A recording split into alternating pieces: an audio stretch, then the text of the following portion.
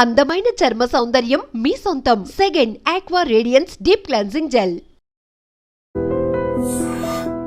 ఇప్పుడు జబర్దస్త్ ఆగిపోయింది, రీజన్ ఏంటండి ఆపడానికి? నేను ఆపడానికి రీజన్ ఏంటంటే, మనకు సినిమా ఇండస్ట్రీ అంటేనే స్టెబిలిటీ లేని ఇండస్ట్రీ. జబర్దస్త్లో ఉన్న ఆర్టిస్టుల వల్ల సీనియర్ ఆర్టిస్ట్ కమెడియన్స్లో సైడ్కి వెళ్ళిపోవడం జరిగింది. ఉన్న ఆర్టిస్టులు ఎంతో కాలం ఉండరు, జబర్దస్త్లో ఉన్న వేరే ఎక్కడ ఉన్నారు. ఇంకా వేరే కొత్త టాలెంట్ వాళ్ళు వచ్చినప్పుడు ఈ పాత వాళ్ళని పక్కకు పెట్టి ప్రతి ఒక్కరి దగ్గరికి వెళ్ళి మనకు ఒక అవకాశం రావాలంటే వెళ్ళి అడుక్కోవాలి. ఇది అడిగినోడికి ఇవ్వకుండా అడగనోడికి ఎందుకు ఇవ్వాలి? నేను అడుక్కునేదే కాక రాజకీయం జరుగుతూ ఉంటుంది. జరుగుతుండొచ్చు, జరుగుతాయి కూడా. ఇలా ఆఫీసులకు వెళ్ళకపోవడం వల్ల కూడా మనకు ఆఫర్స్ తగ్గిపోతాయి కదా. ఒక స్టాండర్డ్ ఉన్న పర్సన్ వెళ్ళి ఆపర్చునిటీ అడిగాడు అనుకో, హై స్టాండర్డ్ ఉన్నోడు అడగలేదు అనుకో. ఎంతమందికి అన్న లైఫ్ ఇచ్చినాం? తీసుకున్న హెల్ప్ని చెప్పడం అనేది వాళ్ళ మంచితనం. అది నేనే చేశానని చెప్పుకోవడం గర్వం.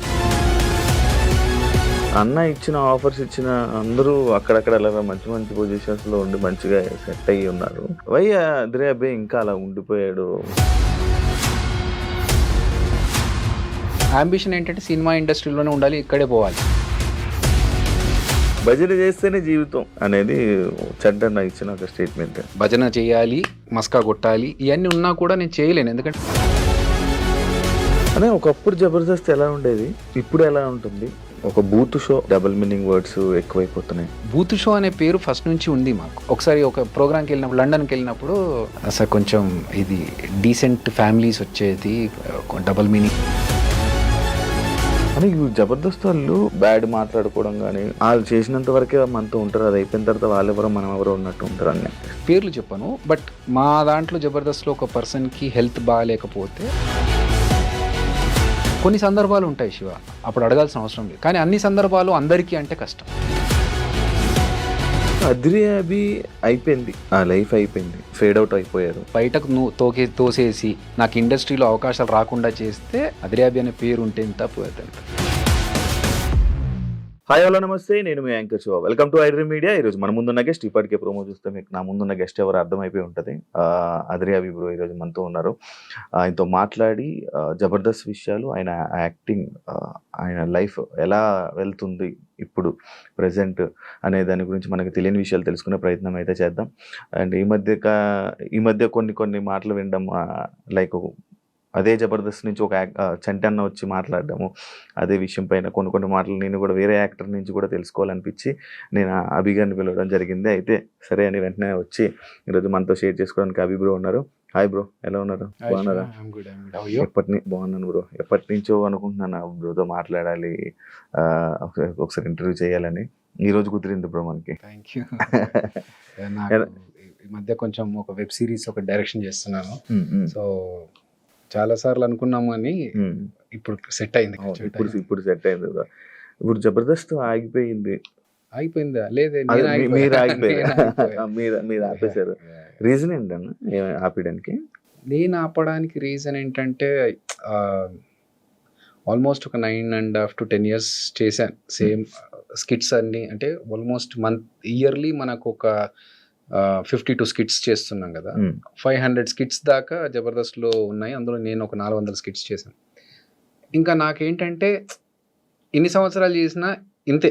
ఇప్పుడు అదిరే అభి అనేవాడికి ఒక క్రియేటివ్గా స్కిట్స్ చేస్తాడు అనేది ఒక పేరు వచ్చింది. అంతకంటే ఇంకెక్కువ చేయడానికి అక్కడ స్కోప్ కూడా నాకు పెద్దగా కనిపించలేదు. డబ్బులు మంచిగా ఇస్తారు, ట్రీట్మెంట్ బాగుంటుంది, అన్నీ బాగున్నాయి. కానీ ఒక సాచురేషన్ పాయింట్ వస్తుంది కదా మనకి. ఎక్కడైనా సాఫ్ట్వేర్లో కావచ్చు, లేకపోతే వేరే ఏ వర్క్ చేసినా కూడా ఒక సాచురేషన్ పాయింట్ ఉంటుంది. నెక్స్ట్ ఇంకేం చేయాలి, నెక్స్ట్ లెవెల్కి వెళ్ళాలంటే ఏం చేయాలి. సో ఆ స్టేజ్లో ఉన్నప్పుడు ఫస్ట్ నుంచి నేను డైరెక్షన్ చేయాలనేది నాకు కోరిక. సో ఇలా ఉండి చేయడం కుదరట్లేదు. కంప్లీట్ ఫోకస్ షిఫ్ట్ చేసి టోటల్గా సినిమాల మీద పెడదామని చెప్పి అప్పుడు బయటకు రావడం జరిగింది. సినిమా ఇండస్ట్రీలో కూడా కదన్నా యాక్టింగ్ అప్పుడు ఇలా సినిమాలో కనిపిస్తుంటారు, మళ్ళీ గ్యాప్ ఇస్తూ ఉంటారు, మళ్ళీ వస్తుంటారు, మళ్ళీ గ్యాప్ ఇస్తుంటారు. ఎందుకంటే అది గ్యాప్ మీరు ఇస్తున్నారు, కావాలని ఇవ్వరు. గ్యాప్ వస్తూ ఉంటుంది. మనకు సినిమా ఇండస్ట్రీలో హిట్ ఉంటే ఒకసారి టాప్ రేంజ్కి తీసుకెళ్తారు.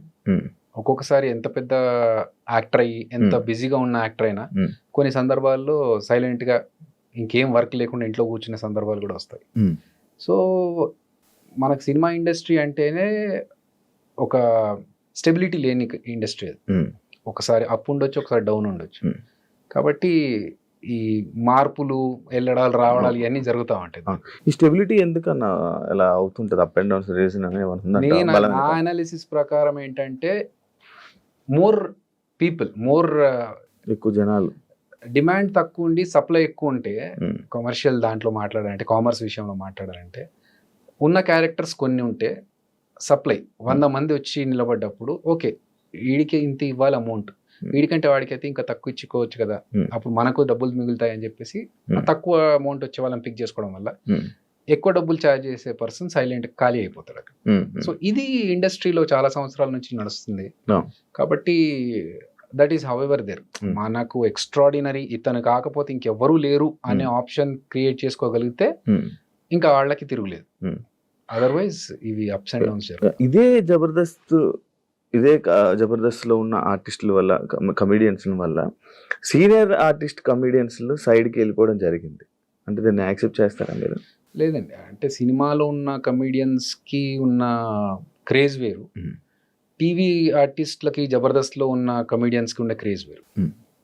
జబర్దస్త్ అంటే ఏంటంటే రెగ్యులర్గా ఎవ్రీ వీక్ కనిపించడం వల్ల మన ఇంట్లో అబ్బాయి అన్న ఫీల్తో ఉంటారు అందరు. సినిమా ఆర్టిస్ట్ అంటే సినిమా ఆ క్రేజ్లో చూస్తారు.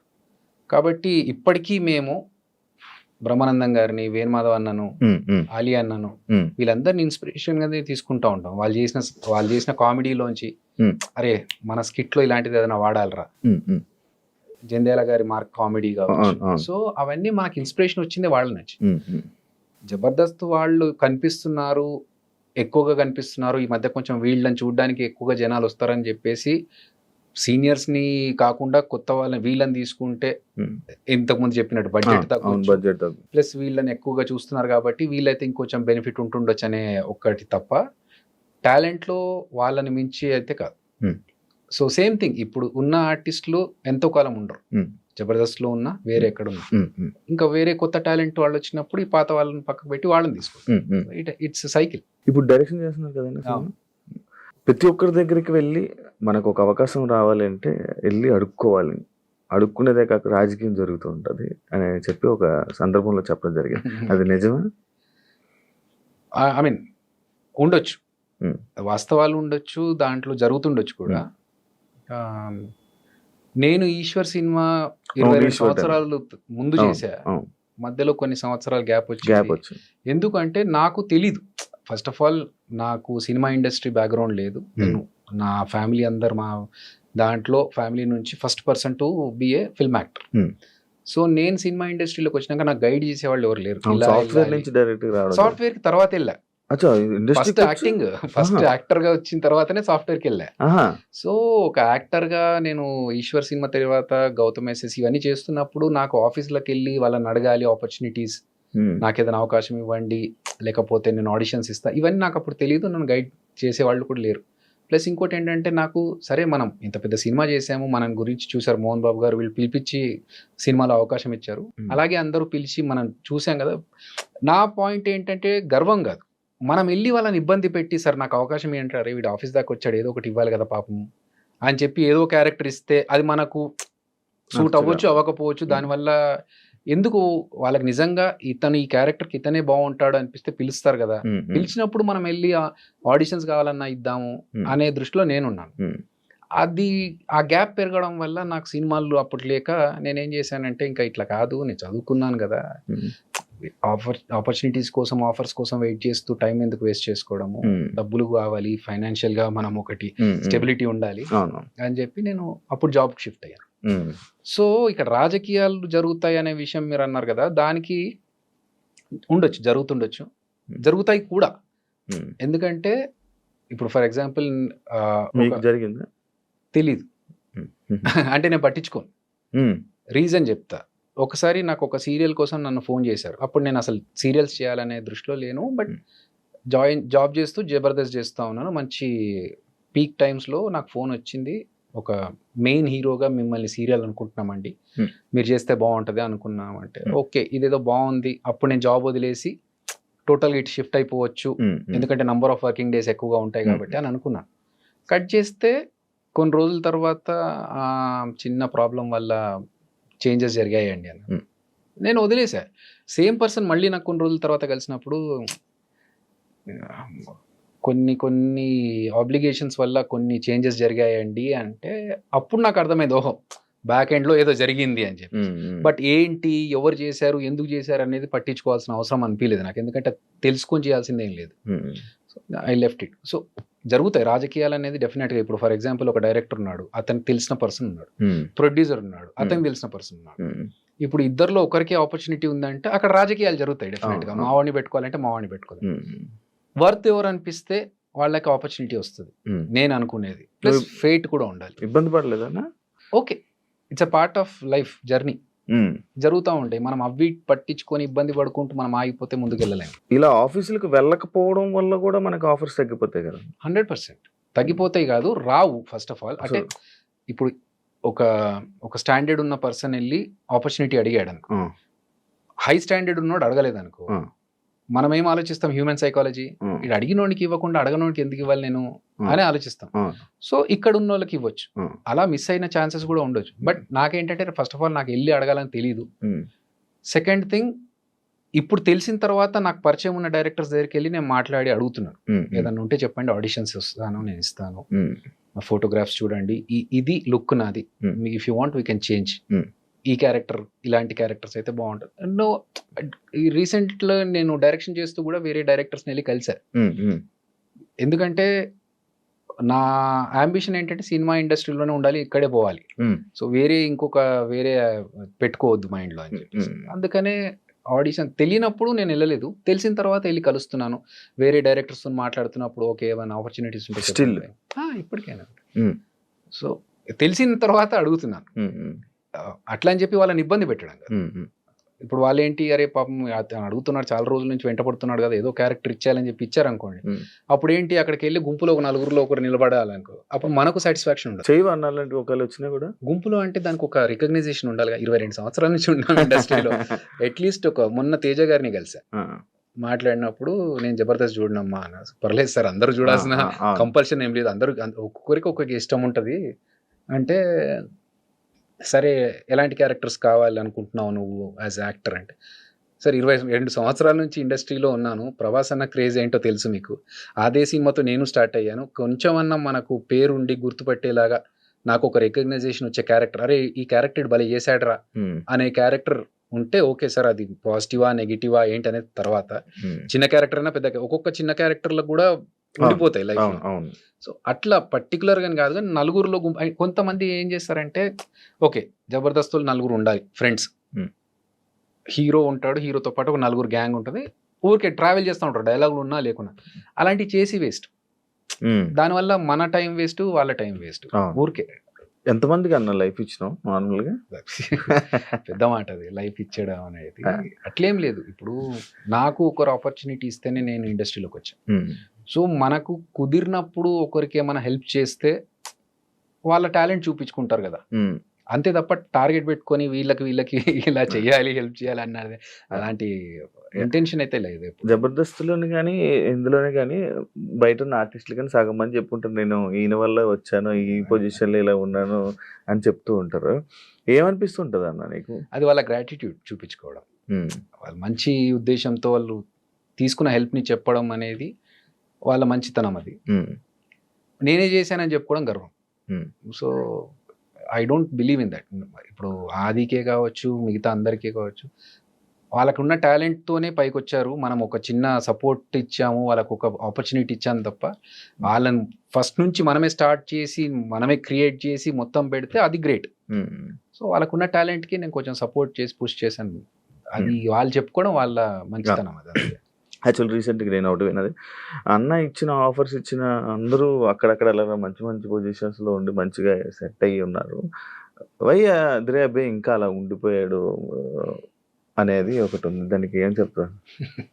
ఏమో నాకు ఐడియా లేదు, బట్ నేను నా ఫ్లోలో నేను వెళ్తున్నాను. ఏదో ఎమోషన్ అవుతున్నాను. లేదు, కొంచెం స్ట్రెచ్ చేసుకుంటున్నాను కాదు, 2-3 రోజుల నుంచి వర్కౌట్ చేయట్లేదు, అందుకే కొంచెం స్ట్రెచ్ చేసుకుంటున్నాను. బట్ ప్రాబ్లం ఏంటంటే, నేను ఎక్కువగా దాని గురించి ఆలోచన, నేను ఎందుకు ఇక్కడే ఉండిపోయాను. ఐఎమ్ స్టిల్ రన్నింగ్ 22 years తర్వాత కూడా I'm still in the industry. So అదొక హ్యాపీనెస్. ఒక బాధలో కూడా నేను పాజిటివ్ సైడ్ చూడడానికి ట్రై చేస్తాను. I try to be optimistic every time. So I'm happy with what I'm now. ఎందుకంటే నా లైఫ్లో టచ్వుడ్ నేను అప్పు చేయాల్సిన సందర్భం రాకుండా చూసుకున్నాను. నాకు మేబీ మీరు అన్నట్టుగా యూనో ఎక్కువగా వెళ్ళిపోయి కలిసిపోయి వాళ్ళతో కూర్చొని మాట్లాడి మనకు కొంచెం ఆపర్చునిటీస్ కోసం ట్రై చేయడం అవన్నీ మనకు తెలియదు. నెట్వర్కింగ్ అంత ఎక్కువ వచ్చినప్పుడు కలిసినప్పుడు మాట్లాడినప్పుడు మాత్రమే ఏంటి అని. అంతే తర్వాత ఒకసారి షూట్ అయిపోయినా ఆఫీస్ అయిపోయినా ఏదైపోయినా నేను డైరెక్ట్ ఇంటికే, ఇంకా వేరే ఫ్రెండ్స్ దగ్గరికి వెళ్ళి ఆడుకోవడాలు టైం పాస్లు చేయడాలు ఏం లేవు అస్సలు. ఏ అలవాటు లేదు. ఎక్కడ టైం పాస్లు చేసేది లేదు. ఎప్పుడో ఎవరిదో ఫ్రెండ్ బర్త్డే ఉంది ఖచ్చితంగా వెళ్ళాలి అంటే తప్ప, ఒక బర్త్డేకి వెళ్ళడం తప్ప ప్రెసెంట్ హ్యాపీగా నేను ఇంట్లో కూర్చొని టీవీలు చూసుకుంటే సినిమాలు చూసుకుంటే అదే నా టైం పాస్. సో మేబీ అదొక రీజన్ కావచ్చు. అదర్వైజ్ అంటే నాకు ఎప్పుడు ఆ ఫీలింగ్ రాలేదు. అందరూ ముందుకు వెళ్ళిపోతున్నారు నేను ఇక్కడ ఉండిపోయానే అనే ఫీలింగ్ నాకైతే లేదు. ఎందుకంటే నేను ఉన్న దాంట్లో నాకు హ్యాపీగా ఉన్నా. ఇదే టాపిక్. భజన చేస్తేనే జీవితం అనేది చెడ్డ ఇచ్చిన ఒక స్టేట్మెంట్. భజన చేయాలి, ఇండస్ట్రీలో ఉండాలంటే భజన చేయాలి. వాళ్ళు నీకు ఏదైనా ఉండాలన్నా ముందుకెళ్ళాలని ఇది ఉండాలి. అది నాకు లేదు, నేను ఇక్కడ ఉండిపోయాను. దానికి యాక్సెప్ట్ చేస్తాను. ఉండొచ్చు. That's what I'm saying. నాకు తెలుసు భజన చేయాలి, మస్కా కొట్టాలి ఇవన్నీ ఉన్నా కూడా నేను చేయలేను. ఎందుకంటే నాకు రాదు. అది ఆర్టిఫిషియల్గా తెలిసిపోతుంది శివ. ఇప్పుడు మన దగ్గరకు ఒకడు వచ్చి అన్నా నువ్వు అస్సలు తోపన్నా నీ కామెడీ అద్దరిపోద్దన్నా పడినవుతా అంటే నాకు తెలుసు. అరే నా స్టాండర్డ్ ఏంటో నాకు తెలుసు, నువ్వు చెప్పేది పేకుతున్నావని నాకు తెలుసు. సో అర్థమైపోతుంది వీడు మస్కా కొడుతున్నాడు.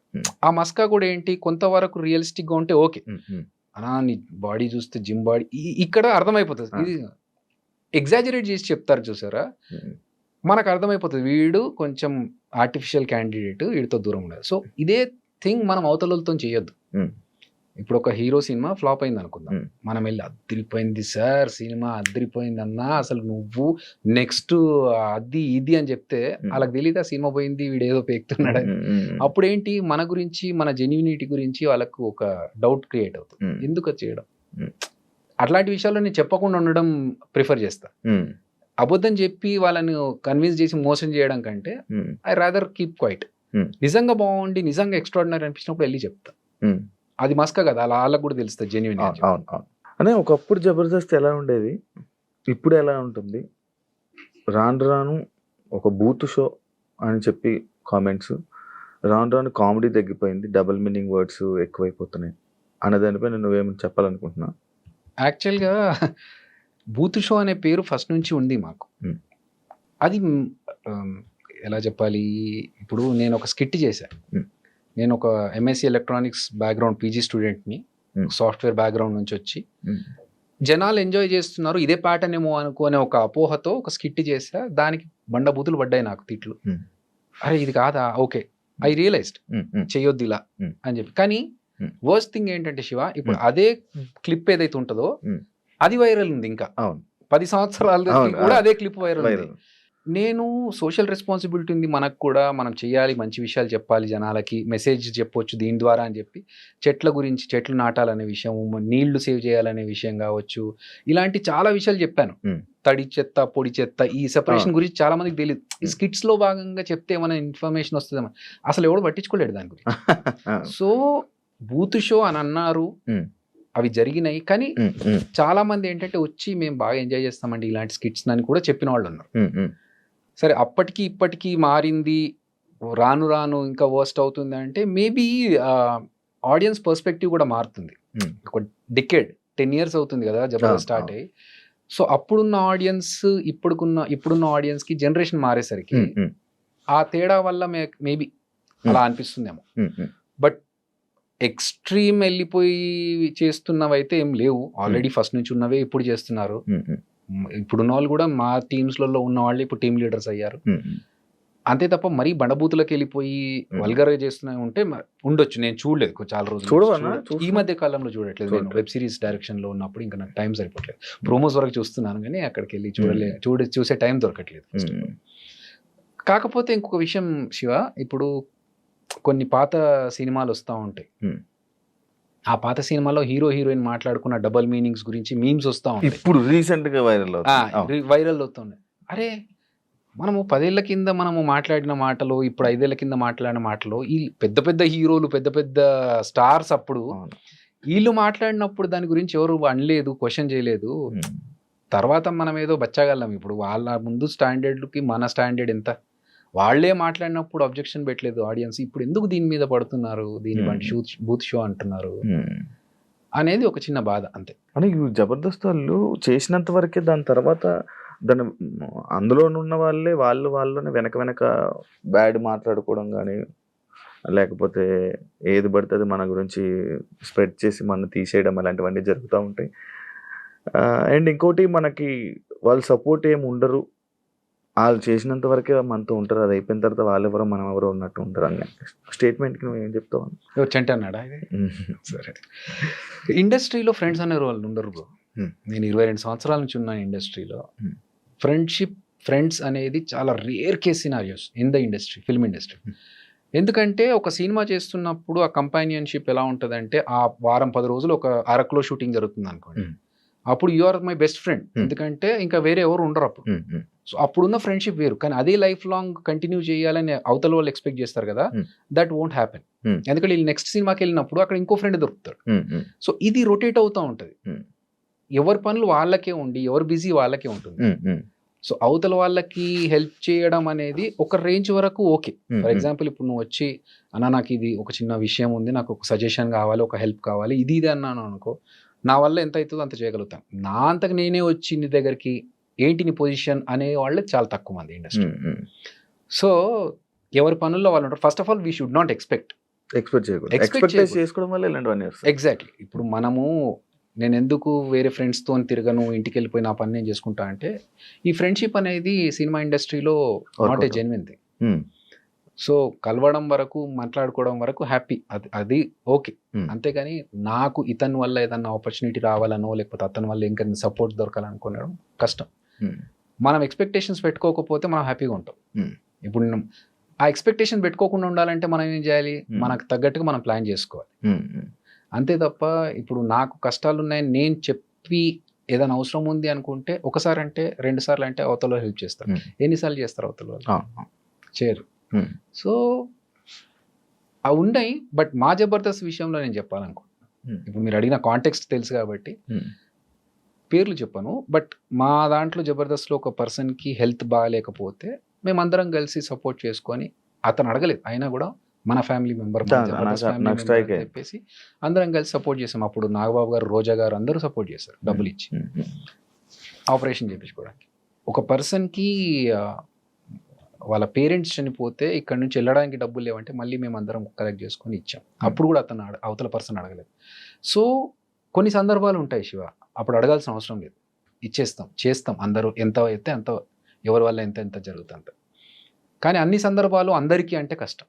ఆ సందర్భం కూడా ఒకటి ఉంటుంది సార్. ఫర్ ఎగ్జాంపుల్, ఒకరి ఫాదర్ చనిపోయారు, ఇక్కడ నుంచి అంత్యక్రియలకు వెళ్ళడానికి కూడా వెళ్ళే పరిస్థితి లేదు అన్నప్పుడు, that is a worst situation.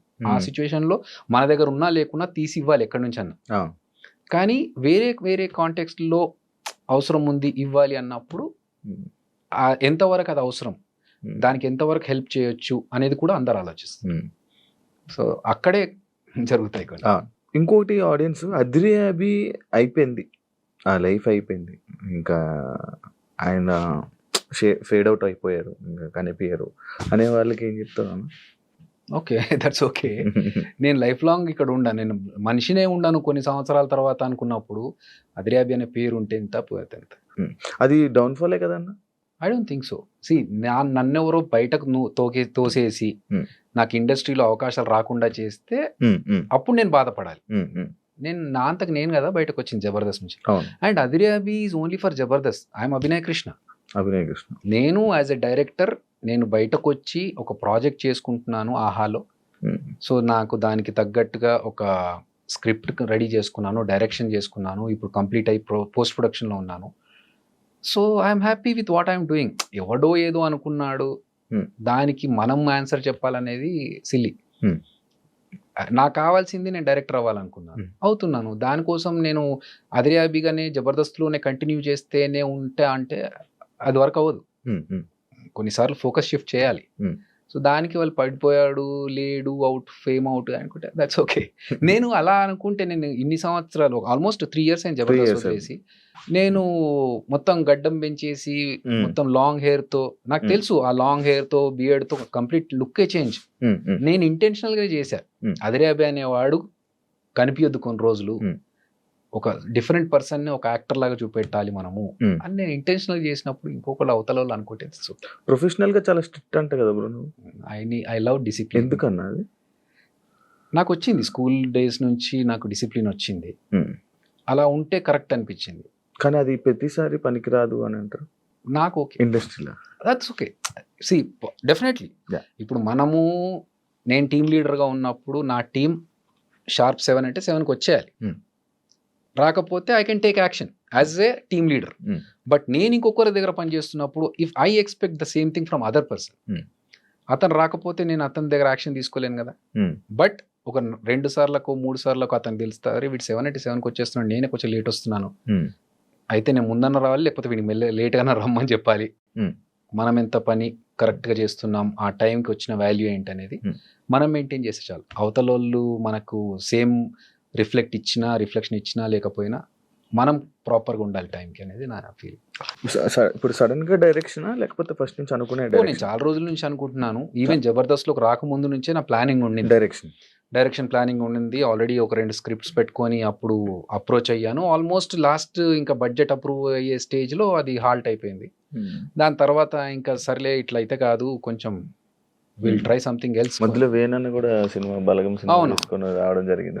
అది బాగా సపోర్ట్ అని మీ అందరికి ఒక బూస్టప్ అనుకుంటా.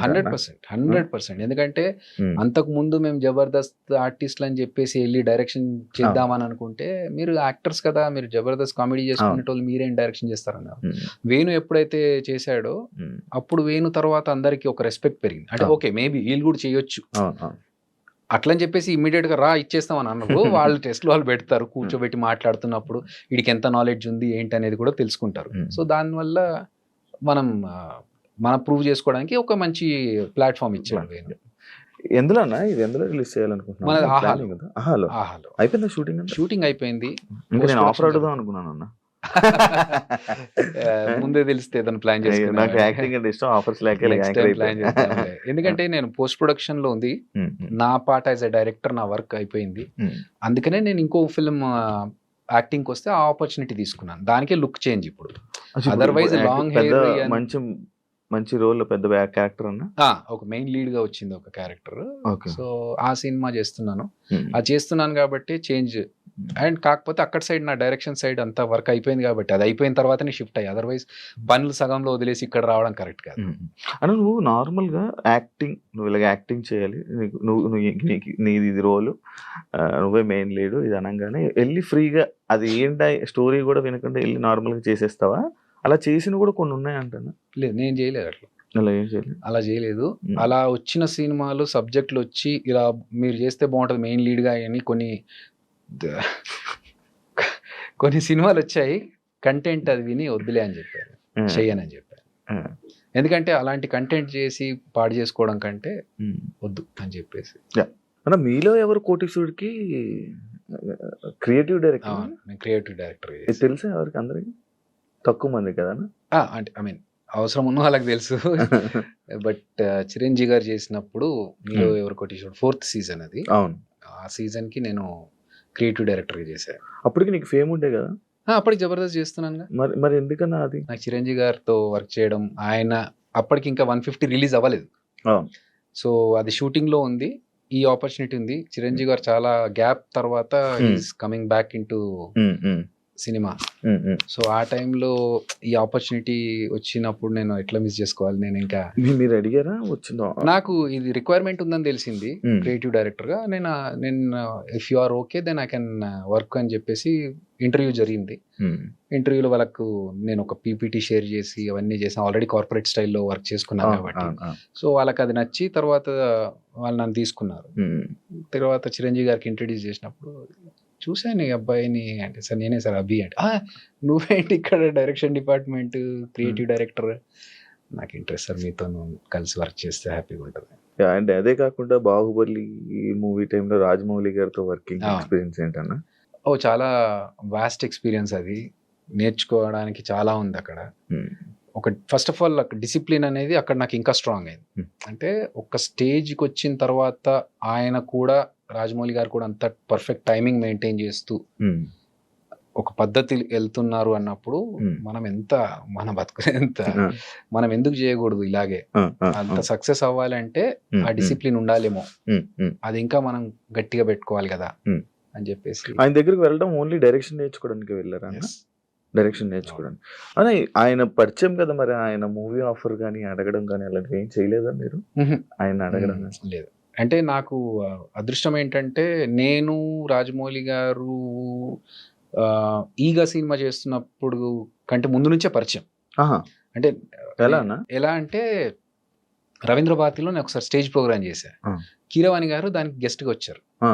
అది చూసి ఆయన ఫుల్గా ఇంప్రెస్ అయిపోయి నా డాన్స్ ఇమిటేషన్ చూసి, నాకు dance imitation Limca book of records ఉంది. సో ఆ డాన్స్ ఇమిటేషన్ కీరవాణి గారు చూసి వెళ్ళి ఇంట్లో డిస్కషన్లో, అరే ఒక ప్రోగ్రామ్కి వెళ్ళి వచ్చాను, ఒక అబ్బాయి భలే చేశాడు అని చెప్తే, అవునా అని చెప్పేసి నా ఫోన్ నంబర్ ఏం లేవు వాళ్ళ దగ్గర. వాళ్ళు ఎంక్వైరీ చేయించి అబ్బాయిని పిలిపించండి అని ఒక 3-4 రోజులు అయిన తర్వాత అప్పుడు నేను వస్తే, అప్పుడు పిలిచి మాట్లాడి, నీ గురించి చాలా గొప్ప చెప్పాడు మా పెద్దన్న, ఏదో ఒకసారి చూపెట్టు నీ పర్ఫార్మెన్స్ అంటే అప్పుడు చేశారు. ఇంకా వాళ్ళు ఫుల్గా ఎంజాయ్ చేశారు. ఇంకా అక్కడి నుంచి వాళ్ళతో పరిచయం పెరిగింది. తర్వాత యమదొంగ టైంలో వాళ్ళ ఆడియో ఫంక్షన్కి నాకు కొన్ని సలహాలు అడిగారు. ఈగ టైంలో ఆ మాస్కెట్ ఆడియో ఫంక్షన్లో ఒక మాస్కెట్ ఉంటుంది ఈగలాగా, ఆ ఐడియా డిస్కషన్లో నేను ఐడియా చెప్పింది నేనే. సో అట్లా పరిచయం ఏర్పడింది. ఇప్పుడు నేను వెళ్ళి సార్ నాకు ఒక ఆపర్చునిటీ ఇవ్వండి యాక్టింగ్కి అంటే, ఫస్ట్ ఆఫ్ ఆల్ రాజమౌళి గారి సినిమాలో ఎలా ఉంటాయో తెలుసు, హీరో విలన్ తప్ప ఇంకా మిగతా వాళ్ళ క్యారెక్టర్స్ ఎలా ఉంటాయి. ఇంకా మనకున్న దీనికి మనం వెళ్ళి ఏదో అడిగి ఎందుకు ఇబ్బంది పెట్టడం, నేను చెప్పా కదా వాళ్ళకు. అలాగే వాళ్ళు కూడా ఈగలో ఒక కానిస్టేబుల్ క్యారెక్టర్ ఉంటుంది, అరే దీనికి వీడైతే బాగుంటుంది కదా అని చెప్పి నన్ను పిలిపించి ఈ క్యారెక్టర్ ఉందిరా చేసేయి అన్నారు. హ్యాపీగా వెళ్ళి చేసుకొని వచ్చా. తర్వాత బాహుబలిలో అలాగే అసిస్టెంట్ డైరెక్టర్గా వర్క్ చేస్తున్న టైంలోనే పిలిచి ఒక క్యారెక్టర్ ఉందని వెళ్ళి గెటప్ వేసుకొని రన్నా, ఏం అర్థం కావట్లేదు. సో వాళ్ళు ఇచ్చారు, ఇచ్చిన దాన్ని నేను ఏమంటారు మహాప్రసాదం లాగా తీసుకున్నాను. ఆ చిన్న చేసిన 1 డైలాగ్ క్యారెక్టర్ అయినా కూడా నాకు ఉండిపోయింది లైఫ్లో. చిరంజీవి గారు కూడా గుర్తుపెట్టుకొని చెప్పారు, బాహుబలిలో చూసాను ఆయన సెకండ్ టైం కదా నువ్వు మళ్ళీ బాహుబలికి ప్రభాస్ తో మళ్ళీ చేయడం? కరెక్ట్, బాహుబలిలో. కాకపోతే ప్రభాస్ అన్న కాంబినేషన్ లేదు, బట్ మాట్లాడారా? అయ్యో రెగ్యులర్ గా పక్కనే కదా అసిస్టెంట్ డైరెక్టర్ ఉన్నప్పుడు ఇంకా అదే మాట్లాడడం అవన్నీ గుర్తున్నాయా? రాగా ఫస్ట్ చూడగానే నువ్వేంటి ఇక్కడ డైరెక్షన్ ఆర్టిస్ట్ కదా నువ్వు, నాకు ఇష్టం అన్నా.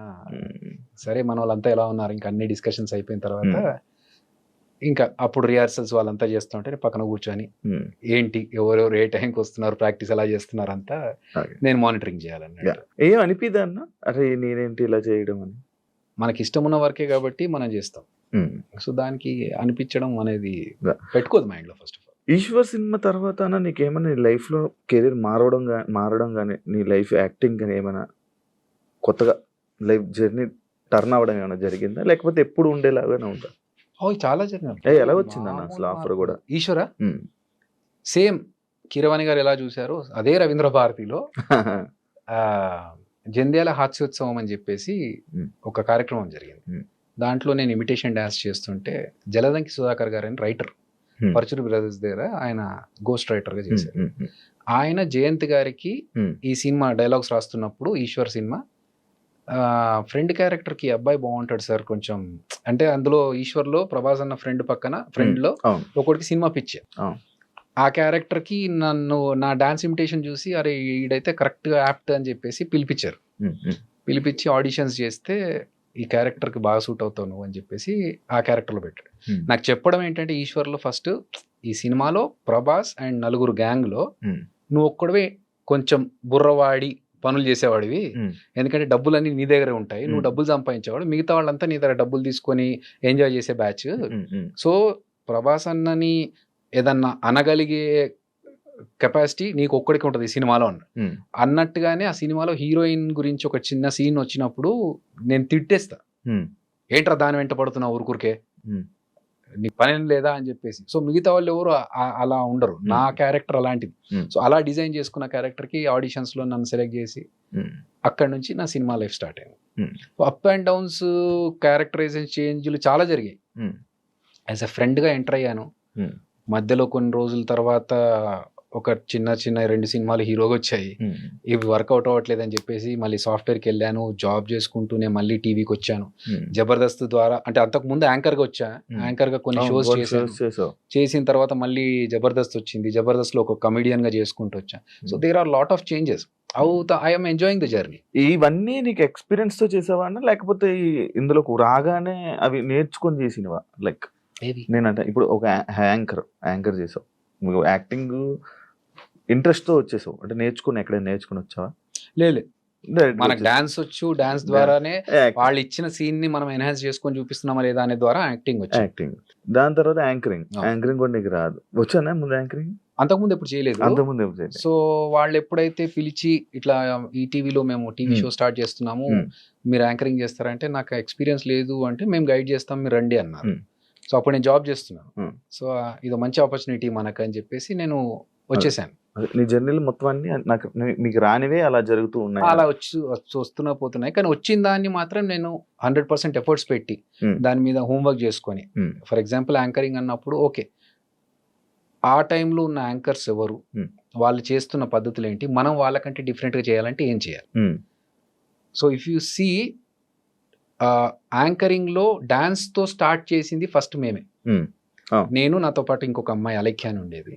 సో ఇంట్రడక్షన్ షో స్టార్ట్ అవ్వాలి యాంకర్ది అన్నప్పుడు ఫస్ట్ ఇంట్రడక్షన్ వచ్చి ఒక డాన్స్ చేసి తర్వాత హాయ్ హలో నమస్తే welcome this is Abhinay Krishna. So ఆ స్టార్ట్ అనేది అక్కడి నుంచే స్టార్ట్ అయింది. దాని తర్వాత ఇప్పుడు వేరే యాంకర్స్ డాన్స్లు చేస్తూ మాట్లాడడం ఇవన్నీ తర్వాత వచ్చినాయి. కానీ అదొక ఓకే, అప్పుడు లేదు మేము కొత్తగా స్టార్ట్ చేయాలని. ఒక యాంకర్ గా ఇంకేం చేయొచ్చు, ఒక బ్రేక్ చెప్పేటప్పుడు ఎలా చెప్పొచ్చు. సో ఆ వర్క్ అయితే చేశాం.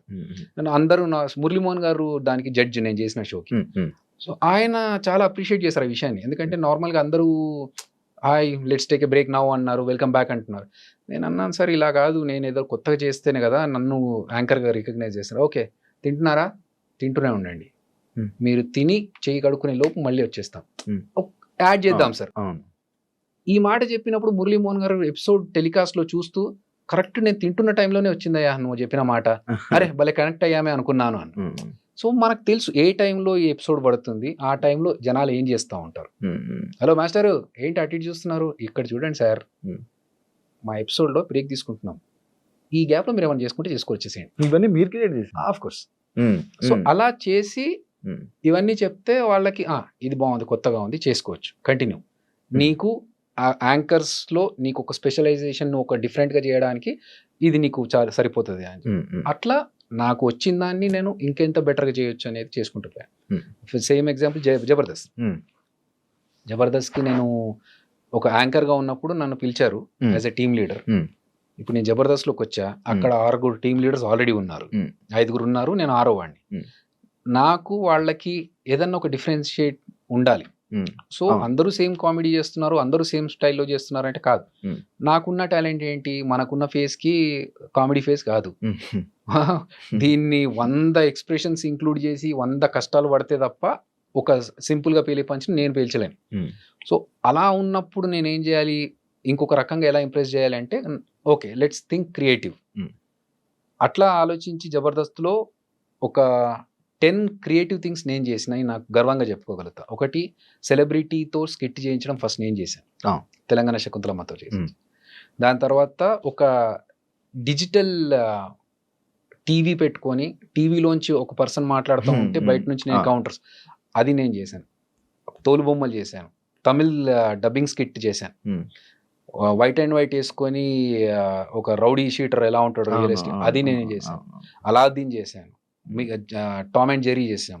ఈ మన స్కేట్స్ వేసుకొని ఫస్ట్ స్కిట్ చేసింది నేనే, ఓవర్ బోర్డు మీద స్కిట్ చేసింది. సో ఇలా ఎస్ నువ్వు నీ జబర్దస్త్లో ఏం పీకేవరా, నువ్వు ఎన్ని స్కిట్లు ఏం చేసావు, అసలు నీ స్కిట్లు ఏదైనా గుర్తున్నాయంటే ఎస్ నేను ఒక 10 కొత్త వేరియేషన్స్ ఇచ్చాను స్కిట్స్. ఆ సాటిస్ఫాక్షన్ చాలు. అలా జీవితం గురించి మీ ఫిలాసఫీ ఏం చెప్తావా? మారుతూ ఉంటుంది బ్రో. జీవితం అంటే ఎక్స్పీరియన్స్తో పాటు మన ఒక ఫిలాసఫీ కానీ మన డెఫినిషన్స్ కానీ మారుతూ ఉంటాయి. తెలిసిన వాళ్ళు ఎవరో టక్కున చనిపోయారు అనుకో, ఇంతే లైఫ్, ఎప్పుడు ఉంటామో ఎప్పుడు పోతామో తెలియదు, ఉన్న రోజులు కరెక్ట్గా ఉండాలి, హ్యాపీగా ఉండాలి, చేయాల్సినవన్నీ చేసేసుకోవాలి తొందరగా అనే ఒకటి ఉంటుంది. నేను మాత్రం ఫీల్ అయ్యేది ఏంటంటే మన వల్ల ఇంకొకటి బాధపడొద్దు. మనం వాడిని సంతోష పెట్టకున్నా పర్లేదు, కానీ మన వల్ల ఇంకొకటి బాధపడకూడదు, ఇంకొకటి మోసం చేయకూడదు, అప్పు తీసుకోవద్దు ఎవరి దగ్గర. మన లైఫ్ మనం చేసుకుంటూ వెళ్ళిపోవాలి. అప్పు తీసుకోవడం తప్ప? నా విషయంలో తప్పు. ఎందుకు? అదొక బర్డెన్. ఎందుకు? నువ్వు సంపాదించుకునే స్తోమత నీకు దేవుడు ఇచ్చినప్పుడు, నీకు కాళ్ళు చేతులు ఇచ్చి నువ్వు వర్క్ చేసుకునే కెపాసిటీ ఇచ్చినప్పుడు ఎందుకు నువ్వు ఇంకొకటి దగ్గర వెళ్తావు? అంటే అతను కష్టపడి సంపాదించుకున్నదే కదా, ఎందుకు అతని దగ్గరికి వెళ్ళి నువ్వు అడగడం? అంటే ఇప్పుడు సడన్ గా ఇబ్బంది వచ్చింది మనకి లైఫ్ లో, ఎందుకు వస్తుంది ఇబ్బంది? ఫర్ ఎగ్జాంపుల్, నేను కార్ కొనుక్కుంటాను, కార్ కట్టడానికి డబ్బులు లేవు, ఈఎంఐ కట్టడానికి డబ్బులు లేవు. నాకు నా పరిస్థితి తెలుసుకొని కూడా నేను ఎందుకు కార్ కొనాలి? నేను ఈఎంఐ కట్టలేని పరిస్థితిలో ఉన్నప్పుడు నేను కార్ ఎందుకు కొనాలి? అలాంటి పరిస్థితుల్లో కార్ అమ్మేసుకోవాలి. వద్దు, బీ ప్రాక్టికల్ శివ. ఎందుకంటే అవతల పర్సన్, మనకి అప్పు ఇచ్చే పర్సన్ కూడా కష్టపడి అతను కూడా సంపాదించుకుంటేనే కదా, అతను ఆ కెపాసిటీ అతనికి ఉండి అతను చేసుకోగలుగుతున్నప్పుడు మనం ఎందుకు చేసుకోలేకపోతున్నాం? సో నేను కొన్ని పెట్టుకున్నాను అట్లా, ఎవరిని హర్ట్ చేయొద్దు, లేకపోతే మన వల్ల ఇంకొకటి బాధపడొద్దు, మన పని మనం చేసుకుంటూ పోవాలి. ఎందుకు వేరే వాళ్ళ దాంట్లో మ్యాటర్స్లో తల దూర్చడాలి? ఇవన్నీ ఫినాన్షియల్ ఓకే అన్న, ఐఎమ్ హ్యాపీ. సంపాదించుకున్నా, నేను కష్టపడి సంపాదించుకున్నా. ఎందుకంటే నాకు తెలుసు సినిమా ఇండస్ట్రీలో స్ట్రగుల్స్ ఉంటాయని. సో నేను వర్క్ చేశాను, డబుల్ షిఫ్ట్స్ చేశాను. మార్నింగ్ సాఫ్ట్వేర్ జాబ్ చేశాను, మధ్యలో ఈవెంట్స్ చేశాను, జబర్దస్త్ చేశాను. ఒక్కొక్కసారి ఎలాంటి పరిస్థితిలో ఉండేదంటే నైట్ 2 o'clock వరకు షూటింగ్ చేసి మళ్ళీ మార్నింగ్ 8 కల్లా ఆఫీస్కి వెళ్ళిపోతే కళ్ళకి నిద్ర లేక ఇట్లా రెడ్గా అయిపోతే ఒక 10 నిమిషాలు బ్రేక్ తీసుకుందామని వెళ్ళి బాత్రూంలో కమోడ్ క్లోజ్ చేసుకొని బాత్రూంలో ఒక 10 నిమిషాలు పవర్ న్యాప్. చాలా సందర్భాల్లో కార్లో డ్రెస్ మార్చుకున్న సిచ్యువేషన్స్ ఉన్నాయి నాకు. షూటింగ్ నుంచి ఆఫీస్కి వెళ్ళాలి, షూటింగ్ అయిపోయినాక హ్యాపీగా ఇంటికి వెళ్ళి పడుకోవచ్చు కదా, లేదు నేను ఆఫీస్కి వెళ్ళాలి. షూటింగ్లో మధ్యలో ఆగి షర్ట్ మార్చుకొని మళ్ళీ ఫార్మల్స్ వేసుకొని వెళ్ళి షూ వేసుకొని ఆఫీస్కి వెళ్ళేటప్పటికి మంచి నీట్గా దూకొని ఆఫీస్లోకి వెళ్ళిపోతాను. సో అది నాకు ఎవరో ఫ్రీగా ఇచ్చిన డబ్బు కాదు, నేను కష్టపడి డబల్ షిఫ్ట్లు, ట్రిపుల్ షిఫ్ట్లు చేసుకుంటూ ఒకసారి ఇక్కడ చేసుకొని మళ్ళీ అక్కడికి వెళ్ళి okay, that's okay, because we're not working for free. So డబ్బులు వస్తున్నప్పుడు మనం కష్టపడడంలో తప్పలేదుగా. అలా ఫైనాన్షియల్ గా నాకు నేను జబర్దస్త్లో రాకముందే నువ్వు కొనుక్కుండే, నేను కొనుక్కుంది. సూపర్. అంటే ప్రొఫెషనల్, లైక్ మీ ప్రొఫెషనల్లో కొన్నిసార్లు బాధపడ్డ సిచ్యువేషన్లు ఉన్నాయని నేను బాధపడ్డా. కొన్నిసార్లు చాలా సార్లు పడతా ఉంటాం, చాలా సార్లు. అంటే అదే నేను విన్నది, లైక్ నువ్వు సపరేట్ గా వెళ్ళి ఎలోన్ గా ఫీల్ అవుతావు అంటే ఈ బాధను మళ్ళీ వేరే వాళ్ళకి ఎవరు షేర్ చేసుకోవు. అంతేగా, మనం హ్యాపీనెస్ షేర్ చేసుకోవాలని బాధలు షేర్ చేసుకుంటే ఏడుస్తావా? రేర్ కేస్, చాలా రేర్ కేస్. ఎలాంటి సందర్భాలు ఏడుస్తావా నార్మల్గా? నేను కొంచెం ఇమోషనల్. అవును, అన్నప్పుడు అర్థమైందన్న. లేదు, ఫ్యామిలీకి రిలేటెడ్ అట్లాంటివి ఏదైనా ఉంటే నేను అసలు తట్టుకోలేను. అదర్వైజ్ నేను ఒక చిన్న ఇన్సిడెంట్ చెప్తాయి. మంచి క్వశ్చన్ అడిగిన దానికి నేను ఒక ఇన్సిడెంట్ చెప్తాను. చేతికి నాకు 15 కుట్లు పడ్డాయి. ఓకే, సో ఇదేం జరిగింది, అంత అయిపోయింది. ఇదేం జరిగిందంటే ఒక మూవీలో ఫైట్ సీక్వెన్స్ చేస్తున్నాం. ఆ కొట్టినప్పుడు ఆ ఫైటర్కి పన్నుకు తగిలింది. తగలడం వల్ల ఇది కట్ అయిపోయి ఇది ఇంత వాచిపోయింది, అప్పుడే బ్లడ్ బ్లీడ్ అవుతా ఉంది, ఇది కట్ అయిపోయింది. ఇంకా చేతికి కట్టుకొని షూటింగ్ మధ్యలో ఆపలేంగా, వాళ్ళకి ఇబ్బంది, మళ్ళీ అంతమంది వెయిట్ చేస్తున్నప్పుడు కట్టుకొని షూటింగ్ అంతా ఫినిష్ చేసాం. మార్నింగ్ 9కి 8:30, 9కి దెబ్బ తగిలితే ఈవినింగ్ 6 వరకు షూటింగ్ అలాగే చేశాం. అయిపోయేసరికి ఇంత లావుగా వాచింది. ఏడుపు రావట్లేదు, బాధ, నొప్పి కొడతా ఉంది లోపల నుంచి. కానీ అది అయిపోయాక నేనే కార్ డ్రైవ్ చేసుకుంటూ మళ్ళీ ఇంటికి వచ్చి ఇంట్లో వాళ్ళకు చెప్పకుండా పట్టి కట్టేసుకున్నా కదా, ఏం లేదు, చిన్న లోపల ఏముందో తెలియదు వాళ్ళకి. అప్పటికే సూచర్స్ వేయించేసి పట్టి కట్టేసుకొని పైకి వచ్చేసి ఫంక్షన్ ఉందన్నారు కదా పోదామా అని. కానీ చేతికి బాగాలేదు కదరా నీకు, ఏం కాదు ఒక చేయి ఉంది కదా. సో ఒక్క చేతితో డ్రైవ్ చేసుకుంటూ వాళ్ళని తీసుకెళ్ళా. అంటే ఫిజికల్గా నేను మెంటల్గా, అంటే ఇప్పుడు నాకు చెయ్యి నొప్పేసింది, అయ్యో నాకు ఎట్లా అని చెప్పి బాధపడుకుంటూ కూర్చునే టైప్ కాదు. అదే చెయ్యి పెట్టుకొని అలాగే చెయ్యి అట్లా పెట్టుకొని యుఎస్కి వెళ్ళా.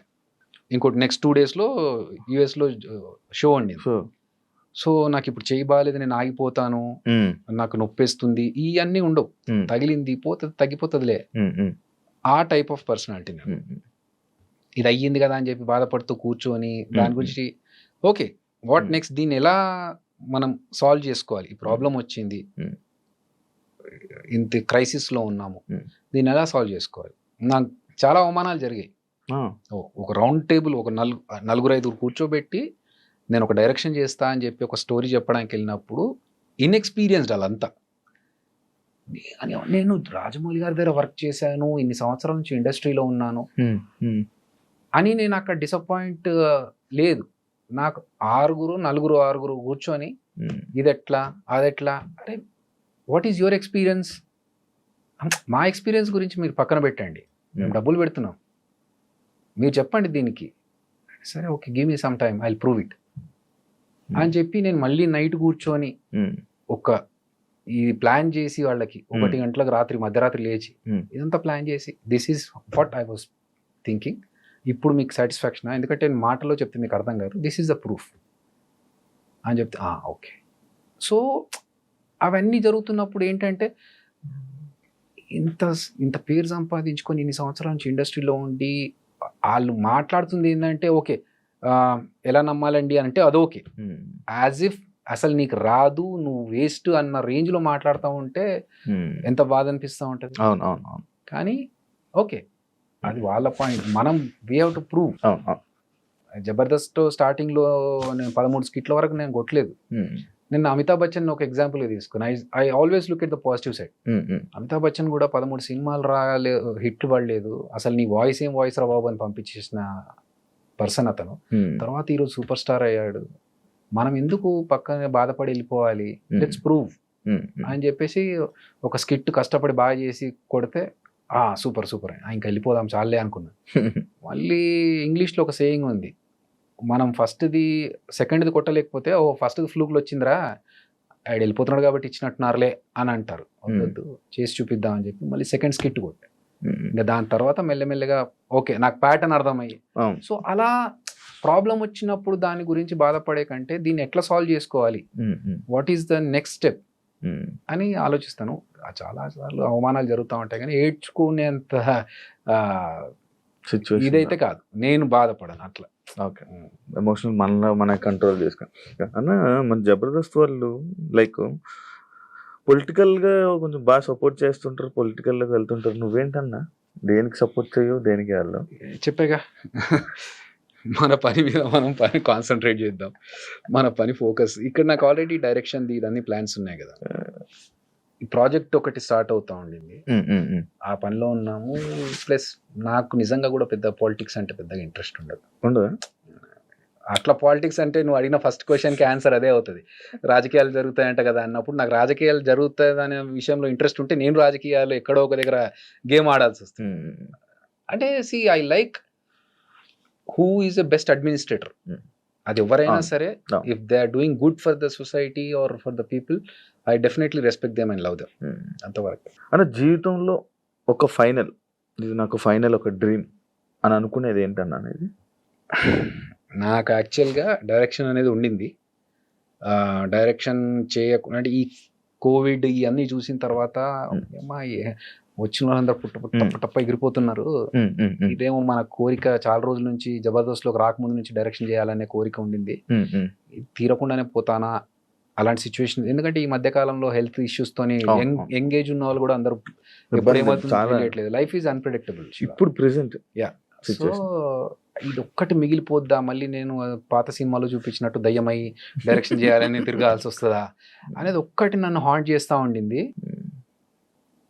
థ్యాంక్స్ టు గాడ్ నాకు ఒక నా పేరు అనౌన్స్మెంట్ కూడా వచ్చేసింది, director written and directed by Abhinaya Krishna అని చెప్పేసి ఆహా నుంచి. సో అభినయ కృష్ణ కొంతమందికి తెలియదు కదా, అభినయ కృష్ణ అనే నా పేరు డాక్టర్ సి నారాయణ రెడ్డి గారు పెట్టారు. సో నేను ఒకసారి ఒక ప్రోగ్రామ్ చేస్తున్నప్పుడు ఆయన చూసి ఏం పేరు అమ్మా నీ పేరు అంటే హరికృష్ణ, నా అసలు పేరు హరికృష్ణ. హరికృష్ణ. సో నేనే మర్చిపోయా యాక్చువల్లీ ఇప్పుడు. సో హరికృష్ణ సార్ అంటే నీ పేరు నీ నీ పర్ఫార్మెన్స్కి నీ టాలెంట్కి తగ్గ పేరు కాదమ్మా అది, నీకు ఇంకా వేరే ఏదైనా ఉండాలి అంటే, సార్ నేను వెయిట్ చేస్తున్నాను అలాంటి కొత్త పేరు ఏదైనా పెట్టుకుందాం. ఎందుకంటే నేను చిరంజీవి గారి ఫ్యాన్. సో చిరంజీవి గారు ఎప్పుడైతే శివశంకర వరప్రసాద్ నుంచి చిరంజీవి అయ్యారు, అరే నేను కూడా ఏదైనా పేరు మార్చుకుంటే బాగుంటుందేమో నాకు కూడా అనే దాంట్లో ఉన్నప్పుడు కరెక్ట్ టైంలో అది కోఇన్సిడెంటల్ గా ఆయన నీకు వేరే ఇంకో ఏదైనా పేరు ఉంటే బాగుంటుందమ్మా అంటే, సార్ నేను వెయిట్ చేస్తున్నాను సార్ అలాంటి పేరు కోసమే అంటే, సరే నేను చెప్తానులే అన్నారు. అంత పెద్ద మనిషి ఆయనే చెప్తా అన్నప్పుడు ఇంకా మనకి ఓకే సార్ అంటే, నాకు రేపటి వరకు టైం ఇవ్వు నేను చెప్తా అన్నారు. ఓకే రేపటి వరకు అనుకున్నాను. ఆయన ప్రోగ్రామ్ ఫినిష్ అయ్యే లోపు స్టేజ్ మీద పిలిచి అభినయ కృష్ణ ఎలా ఉంది అన్నారు. ఇంకా అస్సలు నాకు మాటలు లేవు, ఫిక్స్ టైటిల్. కొంతమంది ప్రేక్షకులు గుర్తుపట్టలేరు కదా అన్న, ఆడియన్స్. దట్స్ ఓకే, ఫేస్ అయితే గుర్తుపడతారుగా. ఫేస్ గుర్తుపడతారు చాలే. ఇప్పుడు వేణు వండర్స్, టిల్లు వేణు ఎల్దండి. సో అభి అనేది అయితే ఉంది, అభినయ కృష్ణ. అయితే అదిరే అభి కంటే ముందు నుంచి అభినయ కృష్ణ అనే పేరు నాకు ఉంది. సో మధ్యలో జబర్దస్త్ ద్వారా అదిరే అభి అనే వచ్చింది తప్ప అభినయ కృష్ణ అనేది ఫస్ట్ నుంచి ఉంది నాకు. సో ఇప్పుడు తెలుసుకుంటారు అభినయ కృష్ణ కంటే అదిరే అభి కంటే ముందు అభి అని ఏకే అని తెలుసు జనాలకి. నేను రంగం అనే ప్రోగ్రామ్ లో బ్యాండ్ ఉండేది నాకు, మా టీవీలో రంగం అనే ప్రోగ్రామ్ చేసినప్పుడు ఏకే అనే బ్యాండ్ ఉండేది. సో రష్మి ఇప్పటికీ ఏకే అని పిలుస్తుంది. అట్లా అప్పుడు ఆ పేరు జబర్దస్త్ లో ఉన్నప్పుడు అదిరే అభి, ఇప్పుడు అభినయ కృష్ణ. ఓకే కొత్తగా పేరు, నా పేరు ఇదండి అని చెప్పుకుంటుంది, ఫైన్. ఫేస్ అయితే తెలుసు కాబట్టి ఓహో ఈ పేరు మారిందా అనుకుంటే చాలు. జబర్దస్త్ వల్ల ఏమైనా ఎఫెక్ట్ అయ్యావా? పాజిటివ్ గానే నెగిటివ్ గానే. రెండు. నేను నెగిటివ్స్ పెట్టుకోలేదు మైండ్ లో, బట్ పాజిటివ్ అయితే డెఫినెట్ గా ఫైనాన్షియల్ గా నాకు సపోర్ట్ దొరికింది, పేరు బాగా వచ్చింది నాకు. పెద్ద డైరెక్టర్ దగ్గరికి ఒకసారి పెద్ద ప్రొడ్యూసర్ గారి దగ్గరికి వెళ్ళినప్పుడు, ఇండివిజువల్ గా సెపరేట్ గా వెళ్ళినప్పుడు, నేను చూసానమ్మా జబర్దస్త్ లో చేస్తావు కదా నువ్వు అని చెప్పి వాళ్ళు ఇచ్చిన రెస్పాన్స్ చాలా హ్యాపీగా అనిపించింది. That is a positive side. డబ్బుల పరంగా నాకు ఎప్పుడు ఇబ్బంది కలగలేదు జబర్దస్త్ లో ఉన్నప్పుడు. ఆపర్చునిటీస్ ఎక్కువగా వచ్చాయి. ఒకసారి జనాలు మీరు అన్నట్టు బూత్ షో కదా అనే పాయింట్ వచ్చినప్పుడు, ఓకే బూత్ షో అంటే నేను ఒకసారి ఒక ప్రోగ్రామ్కి వెళ్ళినప్పుడు, లండన్కి వెళ్ళినప్పుడు, సార్ కొంచెం ఇది డీసెంట్ ఫ్యామిలీస్ వచ్చేది, డబల్ మీనింగ్స్ ఏం రాకుండా చూసుకో, you haven't seen my anchoring sir, good that you have given a disclaimer but I know how to handle the crowd, leave it అని చెప్పేసి ప్రోగ్రామ్ అయిపోయిన తర్వాత మళ్ళీ వాళ్ళు వచ్చేసి, అసలు మేము ఎక్స్పెక్ట్ చేయలేదండి, మాకందరికి ఒక వేరే పర్సెప్షన్ ఉండింది, బట్ మీరు చేసిన తర్వాత మాకు ఎవ్రీథింగ్ ఈస్ క్లియర్ నా. It depends on the situation, మనం ఏ సిచ్యువేషన్లో ఉన్నామో దాన్ని బట్టి. So almost of the things are positive only. అని ఎప్పుడైనా నో చెప్పలేక చేసి ఇబ్బంది పడింది ఏముందా? చాలా సార్లు ఉందా అన్న నీకు అది? నో చెప్పలేవా? నో చెప్పలేను అంటే నేనేం ఆలోచిస్తా అంటే, తెలుసు నాకు అవతల వాడు మనం వాడుకుంటున్నాడు, మనం నో చెప్పలేకపోతున్నామని తెలుసు. సో దీనివల్ల నాకు ఏమైనా లాస్ ఉందా అని ఆలోచిస్తాను. ఓకే దీనివల్ల నేను టైం స్పెండ్ చేస్తున్నాను, మేబీ కొంచెం ఎఫర్ట్స్ పెడుతున్నాను, అంతే కదా, ఓకే ఫైన్, ఆడికి హెల్ప్ అవుతుంది కదా, లెట్ ఇట్. ఇంత ఈ సినిమా జర్నీలో నీకు అర్థమైంది ఏంటన్నా? క్లియర్గా నాకు ఇంకా అర్థం కాలేదు. ఎక్స్పీరియన్స్ లేదు చెప్తాను కదా, సిచ్యువేషన్ బట్టి మారుతూ ఉంటుంది, ఫిలాసఫీ మారుతూ ఉంటుంది శివ. ఇప్పుడు రాజారవీంద్ర గారితో నిన్న ఏదో టాపిక్లో మాట్లాడుతూ అంటే, నీ వల్ల కాదు అవి, నువ్వు నీ ప్యాటర్న్ అది కాదు అసలు, నువ్వు అలా చేయలేవులే అంటే, అవుట్ ఆఫ్ ద బాక్స్ వెళ్ళి నేను ఇది ఇలా కాకుండా నేను కూడా స్ట్రిక్ట్గా ఇలా ఉండాలి అలాగే ఉండాలి అని అనుకుంటున్నా అన్న అంటే, నీ పని కాదయ్యా, నువ్వు అలాంటి పర్సన్ కాదు, నీ సాఫ్ట్ నేచర్, నువ్వు అలా చేయలేవు. So depends. కొన్నిసార్లు నేర్చుకున్నది ఏంటి అంటే, పర్టికులర్గా ఇదేం చెప్పలేము కానీ ఒక్కొక్క మైల్ స్టోన్ ఒక్కొక్క లెసన్, మనకి ఒక్కొక్క ఇన్సిడెంట్ ఒక్కొక్క లెసన్. ఓకే ఇలాంటి వాళ్ళని నమ్మొద్దు, ఇలాంటి వాళ్ళతో మంచిగా ఉండాలి, ఇలాంటి దాంట్లో ఓకే ఇలా ఇంకొకరిని హర్ట్ చేయొద్దు, అవి ఎవరిని చూస్తున్నా కూడా నేర్చుకుంటాను. ఎందుకు తక్కువ ఇంటర్వ్యూలు తక్కువ పబ్లిక్లోకి ఎందుకు వస్తాను ఏమో తెలియదు, నాకు వచ్చిన దాంట్లో చూజీగా ఓకే మనకు తెలిసిన వాళ్ళు, ఇప్పుడు నువ్వు అడిగావు ఓకే అన్నాను. సో అట్లా బాగా తెలిసిన వాళ్ళు అయితే ఓకే, అదర్వైజ్ ఎక్కువగా ప్రతి ఒక్కరు అంటే అవతల వాళ్ళకి హెల్ప్ అవుతుందని చెప్పేసి చేయడం వరకు ఓకే, కానీ అది ఎక్స్ట్రీమ్ వెళ్ళిపోకూడదు. వాళ్ళు ఏంటంటే ఇది చిన్న విషయానికి ఆ పెద్ద విషయానికి అన్నిటికీ నువ్వు వచ్చేసి కూర్చో ఇక్కడ మాట్లాడాలి అంటే అక్కడ నో చెప్తే బాగుంటది కదా అనేది అక్కడి నుంచి కొన్ని ప్లేసెస్లో I avoid. Thank you so much bro. చాలా మంచిగా మంచి మాట్లాడుకున్నాం. ఎక్కువ బర్స్ట్ అవుట్ అవ్వకుండా చాలా బస్ట్ అవుట్ అవడానికి ఏం లేవు, మంచిగా హ్యాండిల్ చేసావు. Thank you so much. And నీ డైరెక్షన్ మంచి మూవీ సిరీస్ ఏదైతే ఉందో అది మంచి సక్సెస్ అవ్వాలి. చిరంజీవ సక్సెస్ అవ్వాలని, ఆడియన్స్ లో మంచి వ్యూవర్షిప్ రావాలని, దాని గురించి మళ్ళీ మాట్లాడుకుని ఎలా అయితే వేణుగారికి నేమ్ వచ్చిందో సిరీస్ లో ఒక డైరెక్టర్ యాజ్ ఎ డైరెక్టర్ గా కూడా నీకు అంత మంచి నేమ్ రావాలని మనస్ఫూర్తిగా కోరుకుంటున్నాను అన్న. And all the best for your next projects. And అందులో నాకు కూడా ఒక అవకాశం ఇస్తాను. ముందు చెప్పావు కాబట్టి ప్లాన్ చేద్దాం. థ్యాంక్ యూ సో మచ్ అన్న. చూసారు కదా ఇంటర్వ్యూ. ఇంకో గెస్ట్ తో మళ్ళీ మీ ముందుకు వస్తా. అంతవరకు